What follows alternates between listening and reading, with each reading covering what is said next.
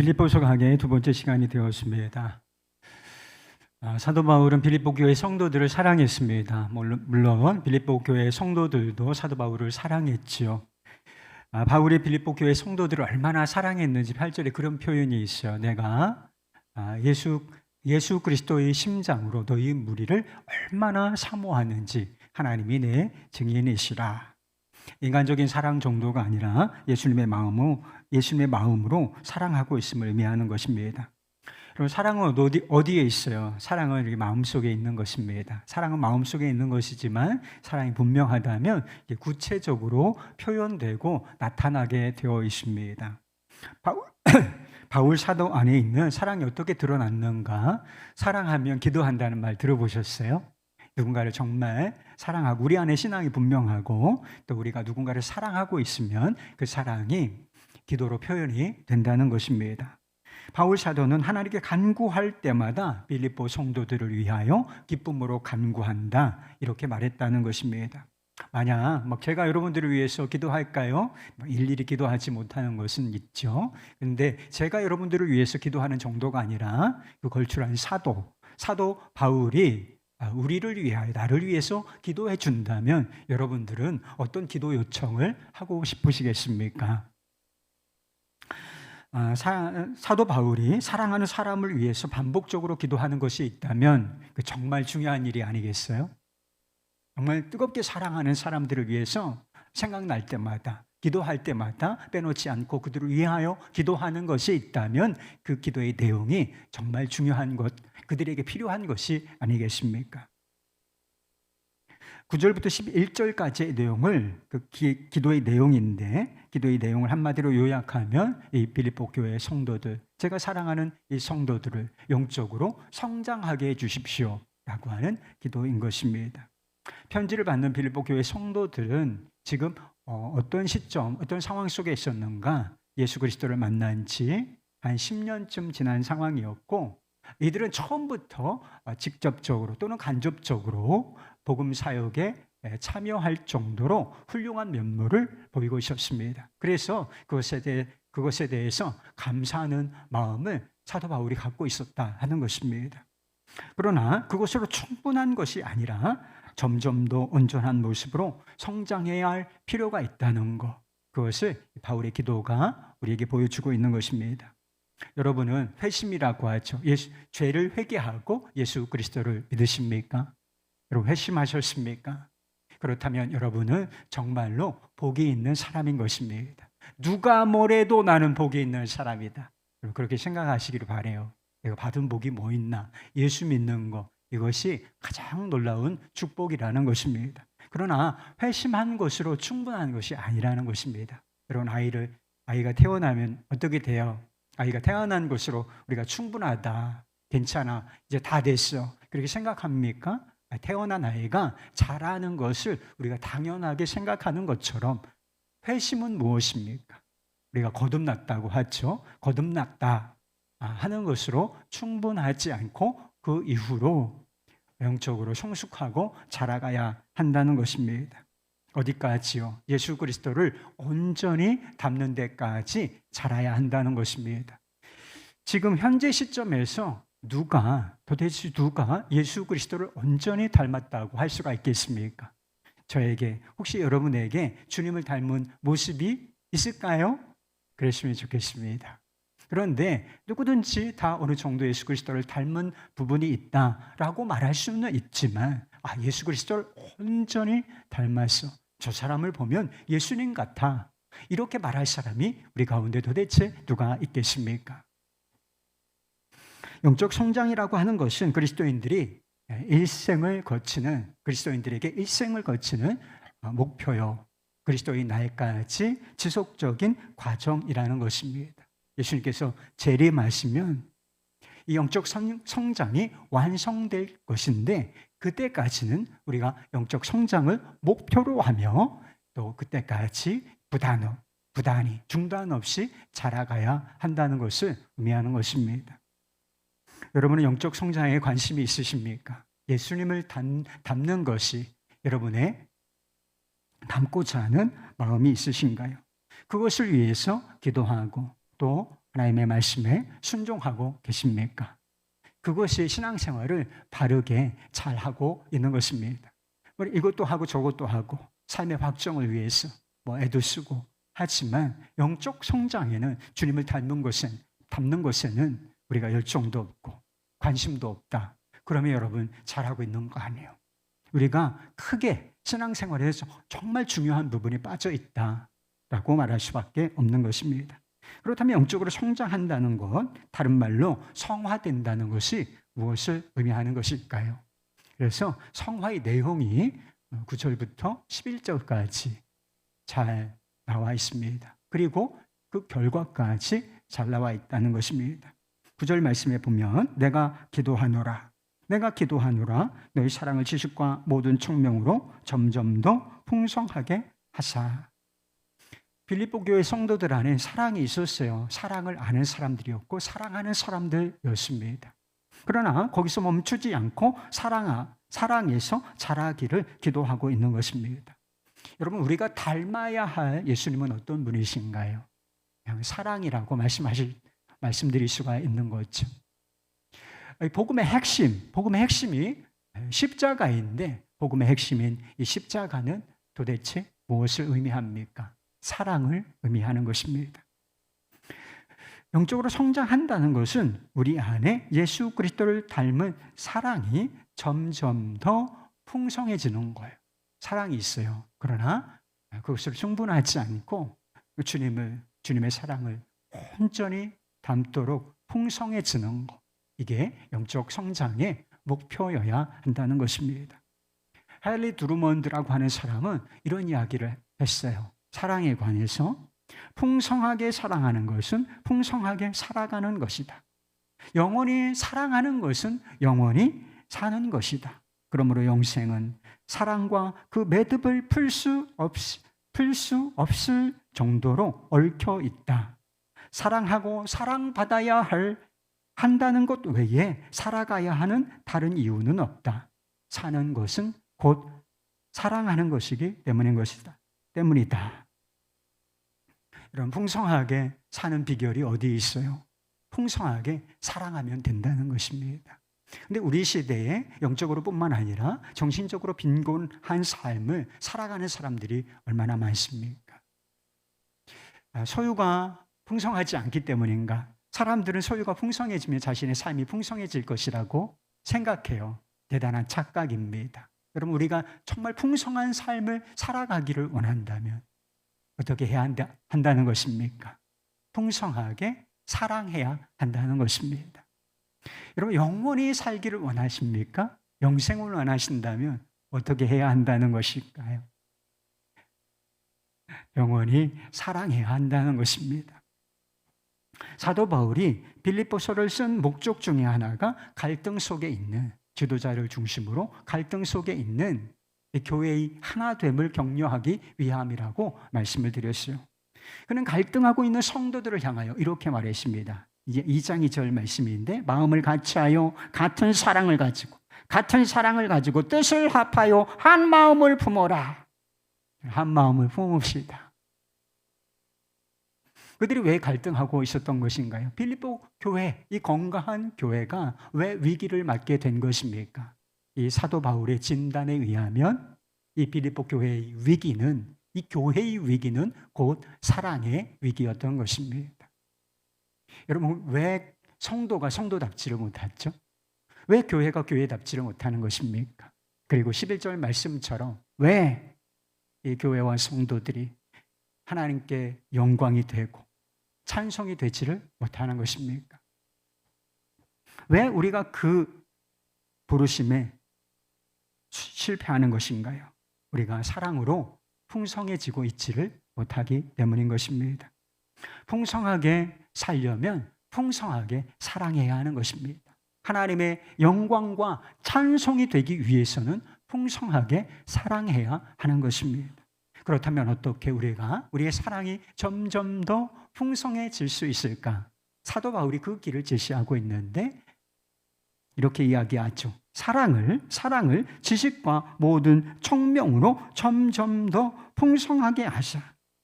여러분, 세상에서는 사랑과 지식을 연결시키는 개념은 제가 거의 들어보지 못했습니다. 사랑과 지식이 있어요. 지식과 사랑은 분명히 다른 것이죠.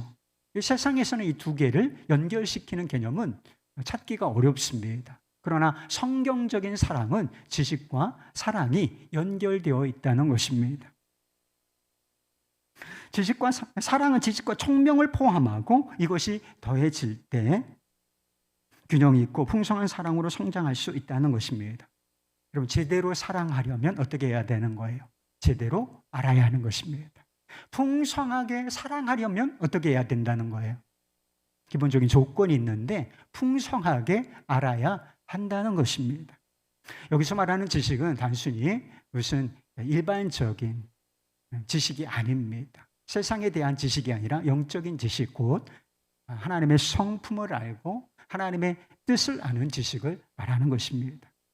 우리가 어떻게 하나님의 성품, 하나님을 알고 그분의 뜻을 우리가 알 수 있겠습니까?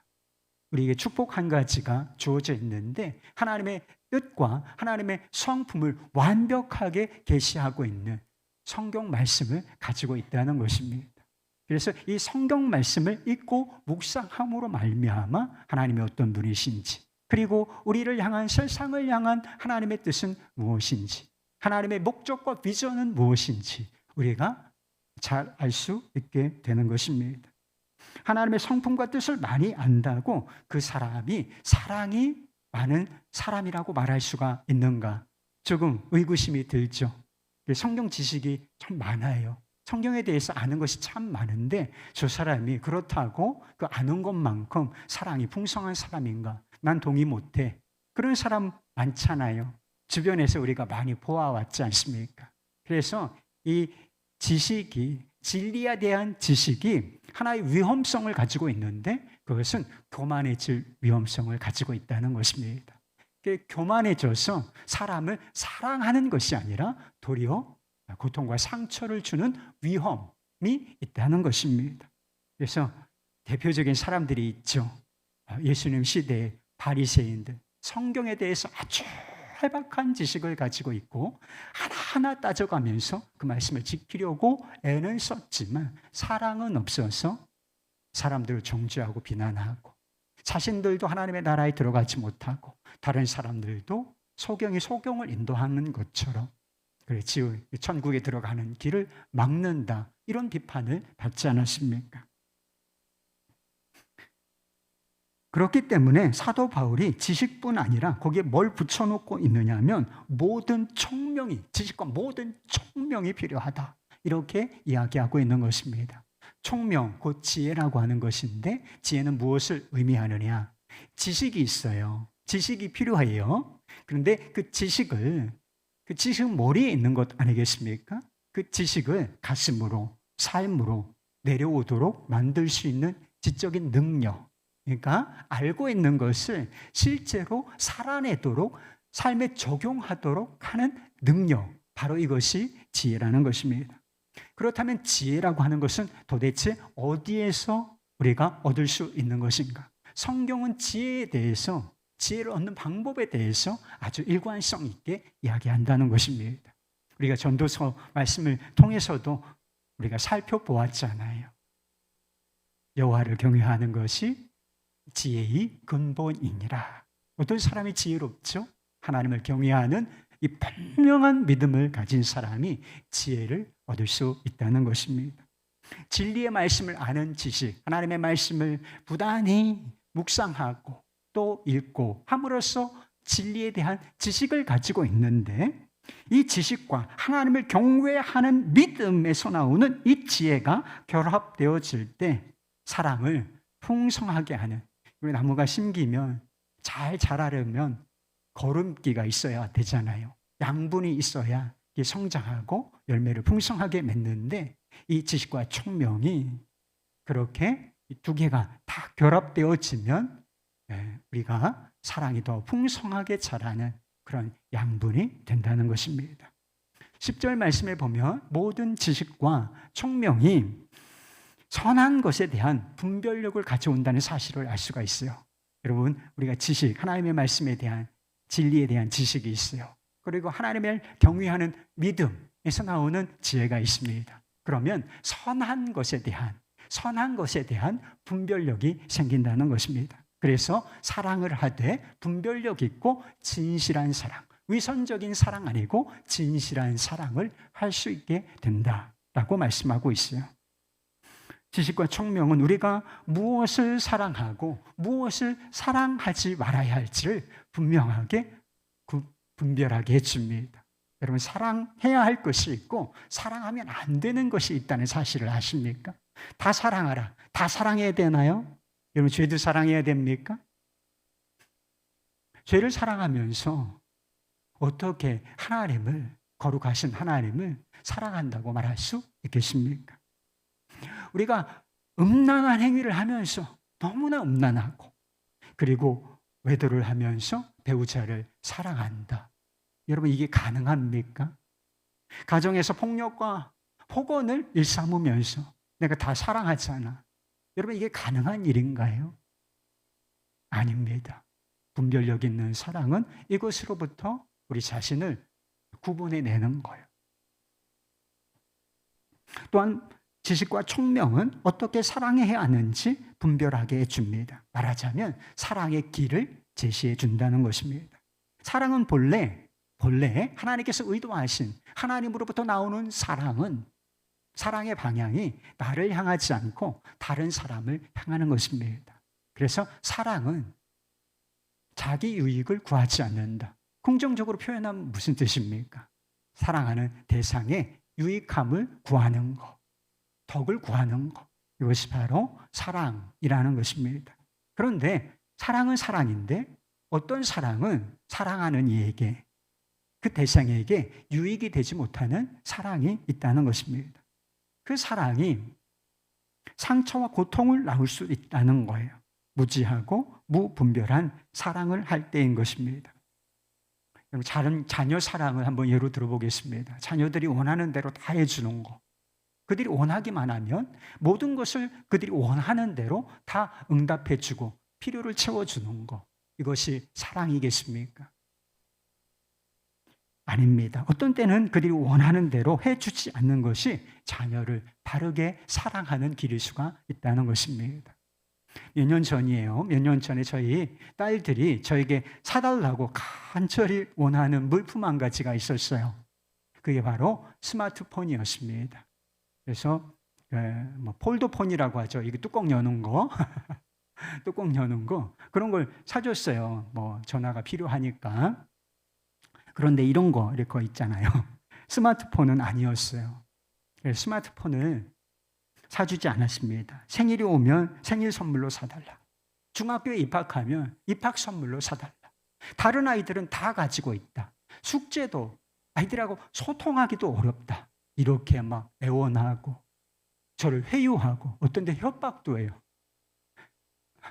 이러면서 스마트폰 사주세요. 스마트폰 사주세요. 얼마나 이 간절하게 요청하는지 제 앞에서 몇 번을 울었어요. 눈물을 뚝뚝 흘리면서 아버지 죽은 것처럼. 아버지 죽었냐? 네 아버지 죽었어? 그렇게 간절하게 원하니까 제 마음이 좀 흔들리더라고요. 사줘버릴까 이거? 견디는 게 너무 힘들어. 안 사주고 버티는 게 너무 힘들어. 마음이 막 흔들려요.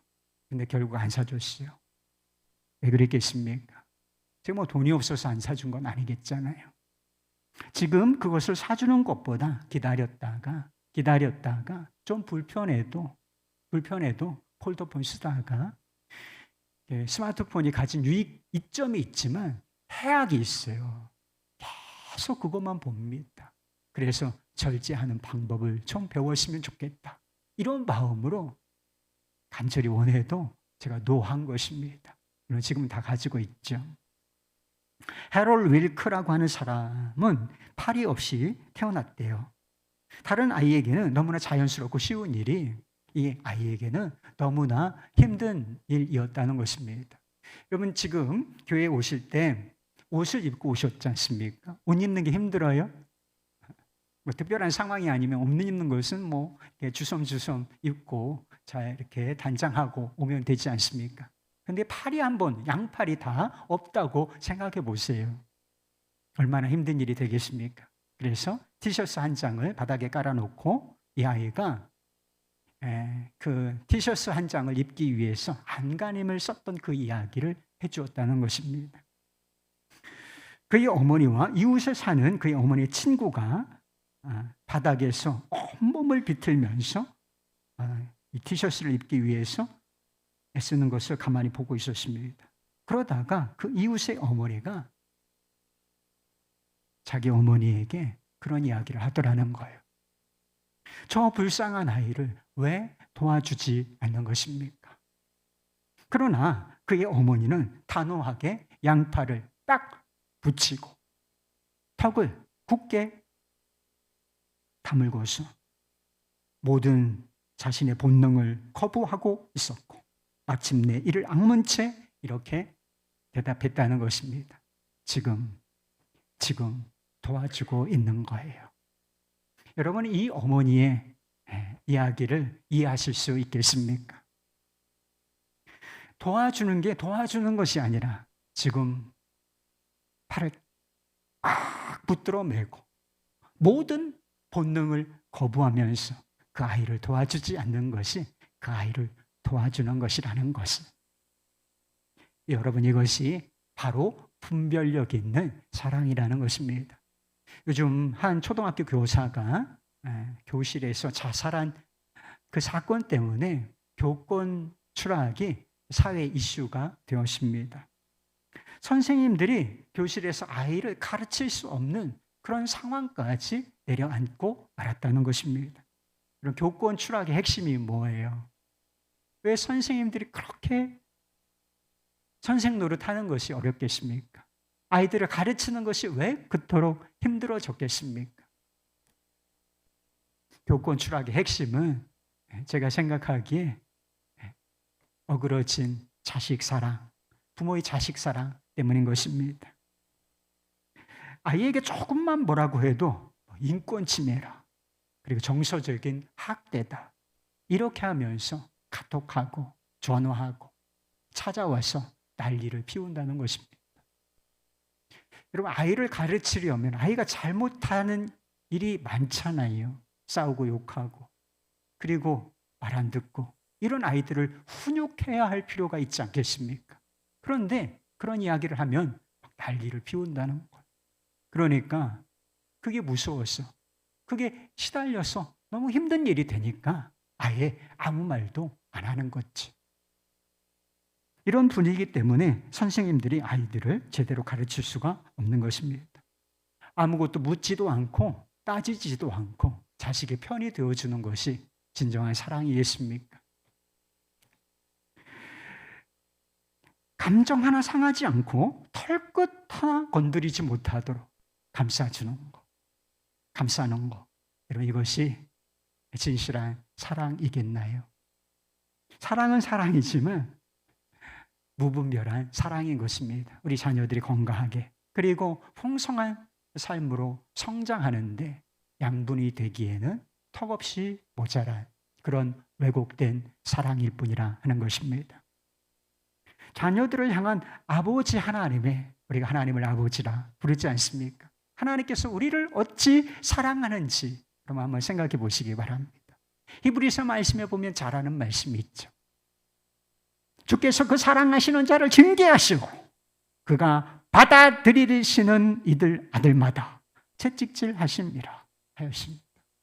여러분, 우리가 잘못하면 하나님 그거 그때 맞다 그러시는 건 아니지만 우리가 중대한 잘못을 하면 그냥 버려두시지 아니하고 징계하시고 때리실 때가 있잖아요. 하나님께 맞아본 분도 계시죠. 저도 맞아본 적이 있어요.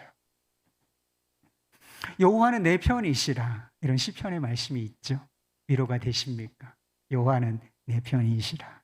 어떤 상황 속에서도 하나님은 내 편이시라. 할렐루야. 믿어지지를 않으시는가 보네. 믿어지지 않는 이유가 있는 거죠. 하나님은 내 편이신데 아멘이죠. 그러나 하나님께서 내 편이 아니라 남의 편처럼 행동하실 때가 있다는 사실은 우리는 알고 있기 때문인 것입니다. 하나님께서 왜 우리를 사랑하신다, 십자가에서 자신의 아들을 내어주실 정도로 우리를 사랑하신다 하는 그분이 왜 우리를 징계하시고 채찍질하시고 남의 편처럼 행동하실 때가 있느냐는 거예요. 하나님의 사랑은 그저 감정적인 사랑이 아니라 거룩하고 의로운 사랑이기 때문인 것입니다. 빌립보 성도들을 향한 영적 성장을 위한 사도 바울의 기도를 보면 시작은 사랑이 풍성하게 해달라는 것입니다. 사랑으로 시작해요. 그런데 이 사랑이 지식과 총명의 힘을 입어서 분별력과 진실함과 허물없음으로 나타나고 마지막 11절에 서는 의의 열매가 가득한 것으로 결론이 맺어진다는 것입니다. 사랑으로 시작해서 사랑이 풍성해지기를 소원한다, 기도한다 하면서 마지막 결론은 사랑으로 끝을 맺는 것이 아니라 의의 열매로, 거룩한 열매로 끝을 맺는다는 것입니다. 사랑과 지식, 사랑과 분별력, 사랑과 진실함, 사랑과 의, 사랑과 거룩함, 분명히 이것은 구별되는 것이지만 혼용되는 것은 아니에요. 서로 구별되는 것이지만 긴밀하게 연결되어 길을 제시하거나 에너지를 공급하면서 함께 자라는 것이라 하는 뜻인 것입니다. 사랑이 점점 더 풍성해진다는 것이 무엇을 뜻하는가? 그것은 우리 안에 의의 열매가 가득해져 간다는 뜻과 같은 거라는 거예요. 그래서 어떤 사람이 사랑은 충만해요. 사랑은 풍성합니다. 그런데 기독교적으로 해석하면 그 사람은 거룩한 사람이라는 거예요. 왜? 우리가 닮아가야 할 하나님 아버지의 사랑은 그저 감정적 사랑 아니고 거룩하고 의로운 사랑이기 때문이라는 것입니다. 하나님을 뜨겁게 사랑하는 동시에 죄를 미워하고 사랑이 풍성한 동시에 거룩하고 거룩한 동시에 냉혹한 것이 아니라 온유하고 따뜻하고 이런 성품의 사람으로 성장해 가는 것이 영적 성장의 목표 지점인 것입니다. 그래서 갈라디아서 의의 열매가 가득하거라 하는 이 말씀이 갈라디아서 5장 22절, 23절에는 성령의 열매로 표현이 되어 있어요. 이런 열매를 맺게 된다는 것입니다. 오직 성령의 열매는 사랑과 희락과 화평과 오래 참음과 자비와 양성과 충성과 온유와 절제니 이 같은 것을 금지할 법이 없느니라. 그래서 성품에 왜곡되거나 모난 것이 없이 사랑과 거룩함 그리고 여러 열매들이 풍성하게 맺힌 상황을 묘사하고 있는 것이지. 그렇다면 어떻게 이런 성품을 소유한 사람으로 우리가 성숙할 수 있겠습니까? 영적 성장을 위해서는 반드시 훈련이 필요합니다. 그리고 순종이 필요해요. 훈련 없이 어떻게 성장할 수 있겠습니까? 빌립보 교회 성도들을 향한 바울의 기도를 보면 이 영적 성장을 위해서 무엇이 필요한가? 기도 역시 필요하다는 사실을 알 수가 있는 것이지요. 하나님의 말씀을 읽고 묵상하지 않으면서 어떻게 지혜와 지식을 얻을 수 있겠습니까? 하나님의 말씀에 순종하지 않으면서 어떻게 삶의 변화를 기대하며 주님께 진실하게 기도하지 않으면서 주님을 닮는다는 것을 기대할 수 있겠습니까? 이 모든 것이 필요하지만 영적 성장의 결정적인 요인은 따로 있다는 것을 알 수가 있어요. 이 모든 것이 필요해요. 훈련과 순종과 기도 그리고 그 무엇이 필요하지만 결정적인 요인 한 가지가 있다는 거예요. 11절 말씀입니다. 예수 그리스도로 말미암아 의의 열매가 가득하여 하나님의 영광과 찬송이 되기를 원하노라. 의의 열매를 가득하게 맺어내는 주체는 우리 자신이 아니라는 것입니다. 우리 안에서 주님을 닮은 의의 열매를 가득하게 맺어내는 주체는 누구신가? 예수 그리스도. 예수 그리스도로 말미암아. 우리 주님이시라는 거예요. 예수 그리스도로 말미암지 않고는 아무 열매도 맺을 수가 없어요. 그래서 예수님께서 지상에 계실 때 요한복음 15장 5절에서 제자들에게 말씀하셨죠. 나는 포도나무에 너희는 가지니 너희가 나를 떠나서는 아무것도 할 수 없고 아무 열매도 맺을 수 없느니라. 이 반대 상황이 되면 우리가 그리스도 안에 가지처럼 포도나무이신 주님께 붙어 있으면 많은 열매를 맺을 것이고 하나님께 기쁨이 될 것이라 말씀하셨지요. 연약하고 게으른 우리가 완전한 열매, 가득한 의의 열매를 기대할 수 있는 이유가 무엇이겠습니까? 우리가 자주 실패하는 존재잖아요. 여러분 자신을 모릅니까? 죄성을 가진 존재이고 연약하고 자주 실패하는 이런 존재들이 의의 열매가 가득할 것이다. 언젠가는 완성된 지점에 이를 것이다. 어떻게 이것을 감히 기대할 수 있겠습니까? 현재 이 시점에서 훈련과 순종과 기도 이런 것들이 가치가 있다. 이것은 힘든 것이지만 이렇게 할 필요가 있고 이것은 가치 있는 것이다. 어떻게 그렇게 인정할 수가 있겠습니까? 우리를 구원하신 예수님께서 우리를 방치하시는 것이 아니라 성령으로 우리 안에 오셔서 우리의 믿음과 결합하여 그분이 그리스도 예수의 날까지 역사하실 것이기 때문인 것입니다. 열매를 자라게 하시고 맺어내시는 주체, 그분이 바로 우리 주 예수 그리스도이신 것을 믿으시기 바랍니다. 마크 나파라고 하는 사람이 쓰는 누가 우리 교회를 옮겼는가라고 하는 책이 있어요. 꾸며진 이야기이긴 한데요. 우리에게 성도들에게 주는 메시지가 있는 책입니다. 그 책 내용이 그래요. 한적한 곳에 좀 외곽에 한적한 곳에 있었던 교회다. 그 교회를 하나님이 옮겨버리십니다. 그리고 천사를 시켜서 교인들의 반응을 한번 리포트를 해봐라. 이런 내용이 바로 누가 교회를 옮겼는가라고 하는 책의 내용입니다. 어느 날 교회가 없어진 것을 발견한 교인들이 난리가 났어요. 여러분 주일에 이렇게 교회당에 오시는데 갑자기 교회가 없어진 거야. 어디 갔지?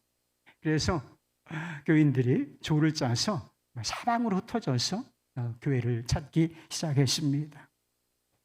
그런데 교회가 한적한 곳에 있었는데 시내 한 복판에 옮겨져 있는 것을 발견할 수 있었다는 것입니다. 거기다 환락가 근처라서 교회 주변 환경이 막 나이트 클럽이 있고 무슨 게 막 성매매 업소 있고 막 이런 막 주점이 질비하고 모텔 막 질비하고 그런 막 환락가에 이 교회가 위치하게 됐다는 것을 발견하고서 막 성도들이 난리가 났다는 것입니다.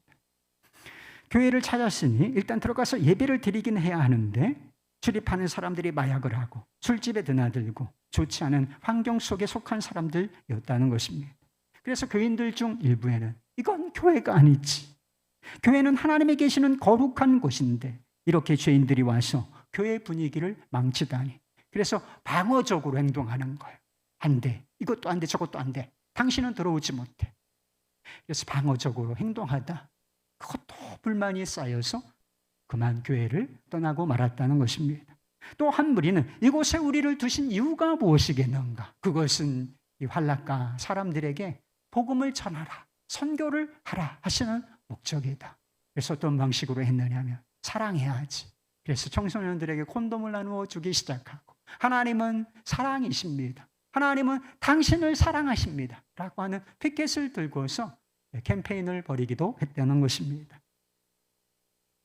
교회 이름도 바꾸고 마약하는 사람들, 마약 장사도 수용하고 교회 복지재단을 만들어서 운영하게 되었다는 것입니다.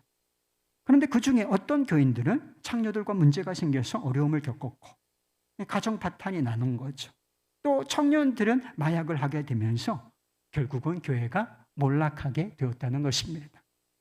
마지막으로 남은 한 부리의 교인들은 다만 예수님의 사랑을 묵상하고 함께 성경을 공부하며 그리고 이웃을 포용하되 말씀을 중심으로 교회를 섬기고 이끌어 나갔다는 것입니다. 신기한 것은 사람들이 변하고 치유되면서 교회가 더욱 새로워지기 시작했다는 것. 그래서 이 상황을 다 지켜본 천사가 리포트 마지막 부분에 이렇게 써 넣었다는 것입니다. 결국 중요한 것은 예수님이시다. 진정한 교회란 건물 자체가 아니다. 그것은 예수 그리스도를 믿는 사람들의 마음과 삶 속에 들어와 계신 예수님의 존재다. 그러므로 우리는 세상에 예수님이 어떤 분이신가 하는 것을 알려주어야 할 의무가 있다. 교회에서 결국 중요한 것은 무엇입니까? 결국 중요한 것은 예수님이십니다. 우리 삶의 변화와 성장에서 중요한 것은 무엇입니까? 훈련도 중요하고, 순종도 중요하고, 기도도 중요하고, 다 중요하지만 결국 중요한 것은 예수님이신 것입니다.